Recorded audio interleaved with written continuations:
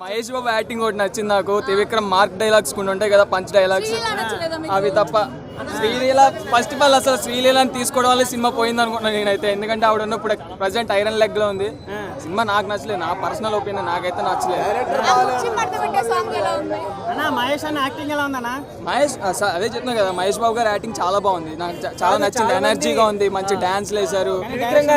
అక్కడక్కడ కొన్ని సీన్స్ తీసి సినిమా తీసినట్టుంది అని అట్లానే అనిపించింది నాకు కూడా. అందుకే నాకు కూడా అనిపించింది ఈ సంక్రాంతికి రాకుండా ఉంటే ఇంకా బాగుండేది అనిపించింది. సంక్రాంతికి రాకుండా ఉంటే సరిపోయింది. ఆల్రెడీ నాకు ఎందుకు అజ్ఞాతవాసి ఎఫెక్టే దీనికి కూడా కొట్టిందేమో అనిపించింది చాలా. ముందు నిలబడదంటారా? హనుమంతుల వారి ముందు హనుమంతుల వారితో పోల్చుకోకూడదు మనం. ఆయన రూట్ వేరు, ఆయన దారి వేరు. ఎంత తొక్కేద్దామని చూసినా అలా వెళ్ళిపోతున్నారు అనమాట. సో దానికి దీనికి అసలు పోటీ లేదు. లేదు గురూజీ మనం అట్లా చెప్పలేము. ఒక్క సినిమాతో గురూజీ పని అయిపోయిందంటే మనం అనలేము. అది ఆయన మళ్ళీ ఇంకో కంబ్యాక్ ఇస్తారు. నెక్స్ట్ అల్లు అర్జున్తో ఉందనుకుంటు కదా. మా వీడియో మీకు నచ్చినట్లయితే please like, share and subscribe.